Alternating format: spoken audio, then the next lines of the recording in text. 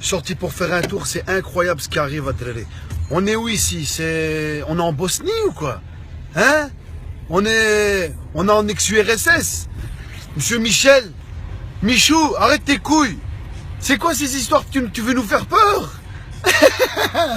Tu veux que je sorte plus de la maison? Hein? Nous on est dans la rue. Déjà comment tu veux? C'est quoi ce bordel? C'est pour justifier tes 400 millions? C'est ça? Hein? Partout où je vais, regarde, t'as des chars, des fdiha. C'est quoi ça? Tu parles sérieux? Un camion de l'armée. Hein? Y a pas de... Mets des bazookas, mets des avions, mets des avions, mets un avion ici à Place Stéphanie. Tu veux faire peur aux gens? Justifie tes 400 millions d'euros. Hein? Faut le dire, tu veux fermer les frontières parce que vous avez fait n'importe quoi avec l'Europe. Alors maintenant il faut fermer les frontières, commence à rentrer les gens, perquisition gratuite en veux-tu en voilà. Bonjour à tous, nous sommes au Monde des Arts avec notre nouvel invité. Bonjour, bonjour. Certains d'entre vous le connaissent déjà sur les réseaux sociaux, mais il va se présenter. Moi c'est Ramal, donc Ramal Trip, je fais des petites vidéos, je fais des petites capsules sur Facebook. Et je suis un petit peu le critiqueur de Bruxelles, tu vois, donc dès qu'il y a un petit truc, je mets mon doigt. Ah ben voilà, Ramal, on est très content de t'avoir comme invité. Merci. On va commencer par peut-être ton histoire. Qui es-tu? Où tu as grandi? Qu'est-ce qui a fait qu'à un moment donné, tu t'es mis à faire de la vidéo? Ben écoute, Mohamed, j'ai toujours été humoriste quelque part, tu vois, j'ai toujours fait rigoler les gens de mon entourage. Ça faisait partie de ton Ça faisait partie de moi. Ouais. En fait, ça fait partie de moi, tu vois, j'ai jamais pris des cours de théâtre ou des cours spécifiques pour ça. Mais voilà, donc j'ai commencé à faire des petites vidéos où je mettais pour mes amis à moi personnels qui étaient sur ma page. Et ils me disaient tous, vas-y, mets-les en public. Et bon, tu sais, on est père de famille, donc on s'est dit, bon, on va rester un petit peu dans le privé. Puis quand je voyais certains humoristes comme ça, tu vois, qui pour moi, c'était vraiment pas des humoristes. Donc je me suis dit, pourquoi pas, tu vois. Et boum, ça a donné ce que ça a donné. Et j'ai comme un grand journal belge l'a dit, je suis né sur le piétonnier de Bruxelles. Donc c'est là où ça a explosé. Tu vois, c'est quand j'ai commencé à critiquer cette idée qui est venue de New York, hein, de Times Square. Il y avait beaucoup de gens qui étaient dans les circulations, tout le bazar. Bon, surtout moi, je suis automobiliste, donc ça nous faisait chier. Je me suis dit, on va faire une petite vidéo et ça a explosé, quoi. Ouais, ça ennuie plus les automobilistes, parce que les piétonnés sont contents de... Non, écoute, tu sais, les vieux, ils passent plus là, hein. Les petits vieux, les handicapés chaises roulantes, ils y passent plus. Alors, avant de parler de ça, on va faire peut-être un petit bond en arrière. Quel a été tes premiers pas artistiques? Mes pas artistiques, en fait, moi j'ai commencé dans le breakdance en 89. J'étais dans un groupe qui s'appelait Dynamic Rockers, Easy Step. Et on a un petit peu représenté la Belgique pendant plusieurs années. On a été 6 fois champion de Benelux. Donc voilà, mais on n'a jamais été reconnu en tant qu'artiste en Belgique parce que bon, je sais pas, on faisait peut-être partie de ceux qui étaient sur le côté, mis sur le côté. Mais on a toujours représenté la Belgique dans tout ce qu'on faisait. C'est quand même assez particulier, en tout cas en tant qu'artiste danseur, a été champion du Benelux à plusieurs reprises. Ouais. Vous avez été aussi au championnat d'Europe. Championnat d'Europe, championnat du monde, Battle of the Year. On a dansé au Zénith à Paris, on a dansé au Breakson Academy à Londres. Un seul article? Rien, non. On nous donnait une gaufre et un coca. Comment tu expliques ça? Je sais pas, peut-être qu'avant, tout ce qui était multiculturel n'était pas encore mélangé comme maintenant. Tu vois, maintenant, bon, les artistes, tu les vois de plus en plus de toutes les couleurs. Tu vois Stromae, tu vois un petit peu, ça différencie un petit peu.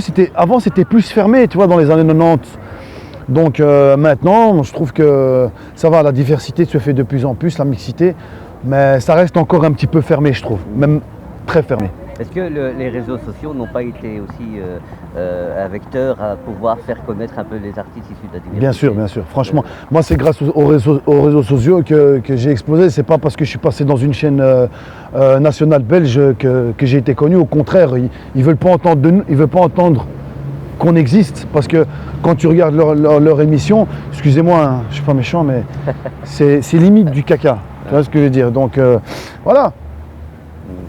Et donc, par la suite, tu t'es lancé donc dans les petites vidéos, tu as conseillé quelque part, parce que tu es un humoriste dans l'âme. Alors que tu peux nous parler de ta première expérience vidéo. Qu'est-ce qui s'est passé à ce moment-là? Quelle est la thématique qui a été choisie ou bien...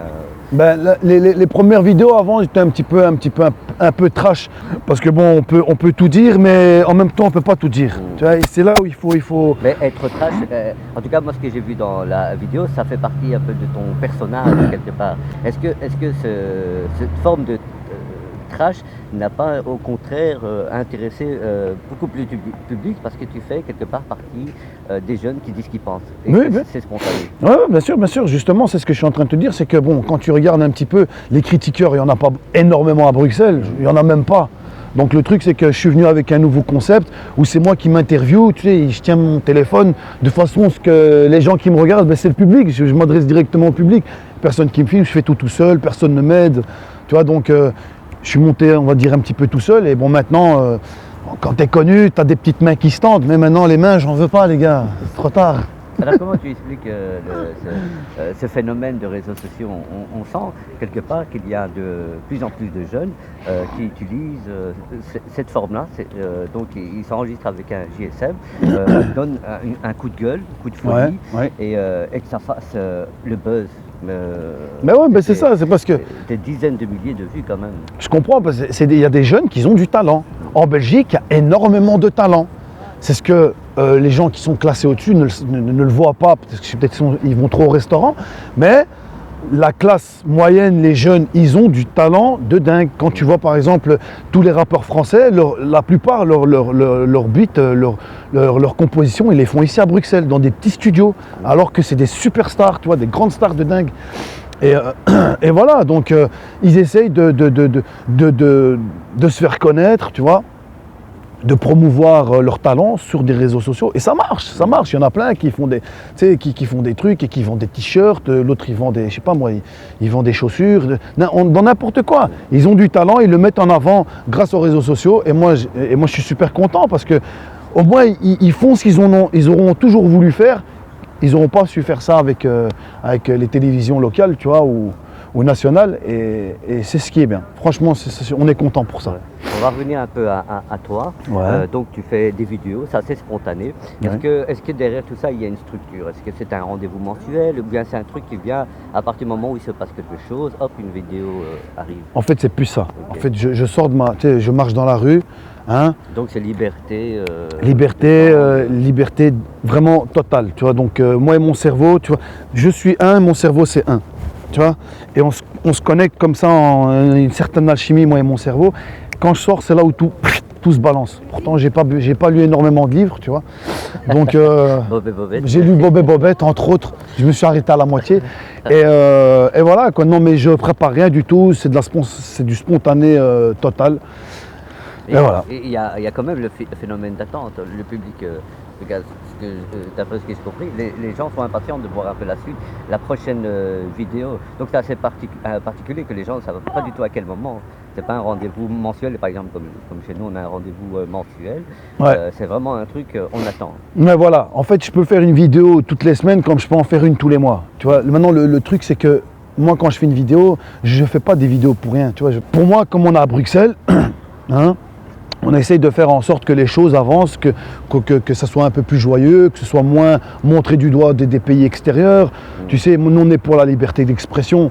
Bon, liberté d'expression, il y a des limites aussi, parce qu'on le sait très bien. Alors, selon toi, c'est quoi la limite de la liberté d'expression? La limite de la liberté d'expression, c'est pas nous qu'on la met. C'est des gens qui te disent, non, là, tu peux pas, tu mets ton pied, c'est fini pour toi. Okay. Hein, tu vois. Donc, On pèse, on fait attention, je sais pas, tu vois, on fait attention, je fais plus attention qu'avant. Et voilà, moi, mes vidéos, donc comme je te disais, je le fais pas pour quelque chose, je fais pas des vidéos pour rien, tu vois, donc je fais pour réveiller les consciences. Et voilà, maintenant au Maroc, quand je faisais des vidéos, tu vois, il y a tellement de phénomènes au Maroc que je pouvais en faire une toutes les minutes si je voulais. Bon, ici, tu vois, il n'y a pas grand-chose, tu vois, à part que il y a des nouvelles lois, des nouvelles choses comme ça qui sortent. On en parle un petit peu, bon, les jeunes, ils n'en ont rien à kicker, tu vois. Tu vois, bon, quand tu regardes un petit peu les gens qui me suivent, c'est pas des jeunes en dessous de 15 ans, tu vois, ça je laisse. Il y a des humoristes qui savent très bien faire ça, tu vois, qui sont sponsorisés par l'État, qui sont. Tu vois, moi je suis pas dans les ASBL, tu vois, donc moi je suis plus pour les gens qui ont un petit peu de jojote, qui se remettent en question. Et voilà. On parlerait plus de conscience politique. Surtout, oui, la conscience politique, parce que ces derniers temps, je me demande, il y en a beaucoup, je ne sais pas ce qu'ils font au-dessus. Parce que moi aussi, je sais mettre un costume, tu vois. Et si je veux aussi, je sais prendre une attitude un peu plus flex, tu vois ce que je veux dire. Mais non, ça ne m'intéresse pas. Alors, parmi tes vidéos, est-ce que tu as eu des moments où tu t'es confronté à des difficultés, à des retours, entre guillemets, de flammes, par rapport à ce ton, en tout cas, moi, je ne qualifierais pas d'agressif, mais en tout cas de franc-tireur. Ben écoute, il faut savoir que quand tu vises des personnes qui sont assez importantes, qui ont une certaine classe sociale, bon, et qui ont un bon entourage dans le sens où, voilà, ils sont supportés par des gens que nous, on ne voit pas, c'est là où tu ne sais pas, où tu mets les pieds, tu ne fais pas attention, tu croirais que ce type, c'est un couillon, alors que non, tu vois, le mec... Tu peux par exemple comprendre que ça puisse brusquer les gens. Bien sûr. Ça puisse en tout cas les vexer ou par rapport à leur tempérament. Mais écoute, on m'a déjà fait des reproches, c'est pas pour autant que j'ai commencé à chialer et commencé à faire n'importe quoi et porter plainte sur celui-là ou commencer à casser des gueules. Non, maintenant nous on est des artistes, s'il y a un problème on le règle en tant qu'artiste. Tu vois ce que je veux dire? Donc j'ai déjà eu des critiques et j'ai répondu gentiment, voilà, j'ai fait ça pour ça, si j'ai dit ça c'était à cause de ça. Comment toi, en tant qu'artiste, tu vis ça? Mais écoute, on peut pas plaire à tout le monde et heureusement. Tu vois, on ne peut pas plaire à tout le monde et voilà, il y a des artistes pour tout et n'importe quoi. Bon, t'as des acheminements qui te mènent à un artiste qui fait ci, l'autre qui fait ça. Et si tu n'aimes pas celui-là, tu aimeras sûrement celui-là. Voilà, tu as de toutes les catégories, tu comprends? Alors, on va parler maintenant un peu de tes projets. Quels sont les projets d'avenir? Qu'est-ce que tu nous prépares maintenant? Ben écoute, là maintenant, je suis en train de préparer un stand-up. Donc là, je fais l'avant-première de David Oupa, qui est déjà sur les scènes, qui tourne déjà avec un show depuis un an. Là, il m'a proposé de faire son avant-première, ce qui je trouve super sympathique parce que déjà, je ne le connaissais pas tellement, ça fait pas longtemps qu'on a pris contact entre nous. On a pris contact, tu vois, et là, on a un groupe avec Tiu Tiu. Donc il y a Tiu Tiu, le groupe à Tiu Tiu, qui sont des font aussi le buzz sur Internet. Hein, bah ouais, super connu au Maroc, hein, tu vois, quand tu vas au Maroc, c'est une star au Maroc, Tiu Tiu, plus en France qu'ici en plus, tu vois. Donc c'est là où on ne sait plus, tu vois. Mais voilà, comme je te dis, on a un groupe, on a un collectif créé avec le groupe de Tiu Tiu. Et on essaie c'est là où on va commencer à mettre des choses en œuvre. On sent un ras-le-bol. Un ras-le-bol. Merci. C'est vrai que tu as lu mauvais. Un ras-le-bol des artistes du fait qu'ils ont plus facile à briller à l'extérieur de la Belgique qu'à l'intérieur de c'est vraiment dommage. Bah ouais. Et que des artistes, par exemple, comme Titi, sont super connus en France, sont super connus au Maroc, mais sont pratiquement presque inconnus dans les médias belges. Ouais. C'est pas à moi qu'il faut poser cette question, il faut aller directement chez eux. Je n'ai pas envie de faire la pub, hein. Vous connaissez les chaînes, il faut aller chez eux.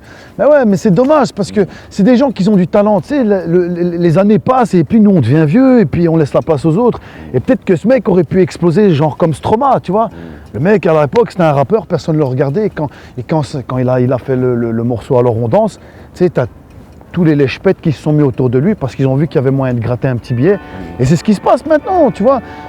Et Stromae, bon, tu vois bien qu'il est de couleur, tu vois. On lui a donné sa chance, tu vois. Et là maintenant, on est en train de préparer une émission qui passe le 14 février, qui va s'appeler De Fou, demain c'est lundi. Okay. Ça sera le dimanche, okay. Tu vois, forcément. Et ce sera une émission donc une fois par mois. On fera cette Ah, ok, émission. donc vous faites quand même, vous avez un projet d'émission, Ah ouais. un rendez-vous. Ah ouais, donc comme ils nous ont pas donné la chance de passer à la télé dans les chaînes nationales, alors on va créer notre propre chaîne, tu vois, sur la Et plateforme surtout, YouTube. Tout se passe sur Internet. Tout se passe sur Internet de toute façon. Tu sais, je crois que sur les chaînes maintenant, ils ont peut-être 15 vues. Et tu sais, quand quelqu'un regarde une chaîne nationale, il y a peut-être 20-25 personnes qui la regardent. Sur Internet, tu vois bien, moi je fais une bête vidéo, je fais minimum 25 000, 30 000 vues. Tu vois, même si je dis n'importe quoi, tu vois.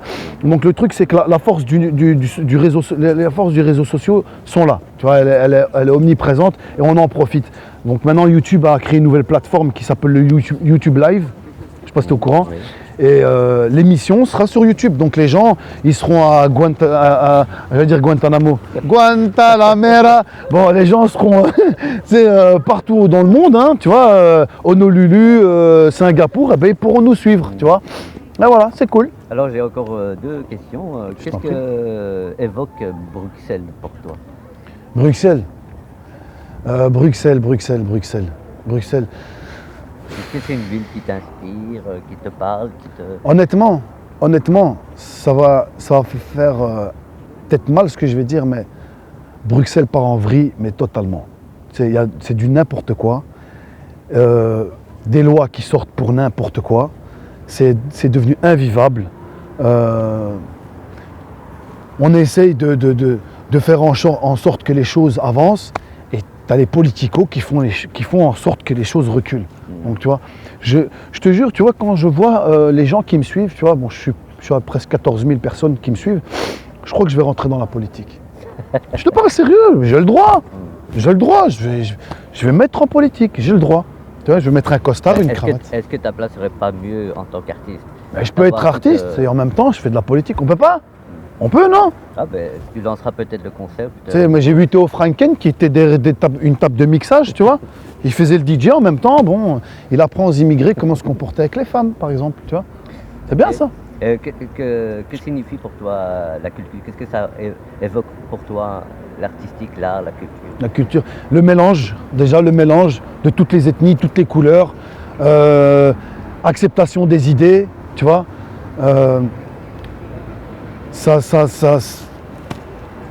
Allez quoi, la multiculturalité, la mixité, les mélanges, essayer de se rencontrer, il faut, tu vois, C'est des important connexions. pour toi que les gens se rencontrent. Eh bien sûr.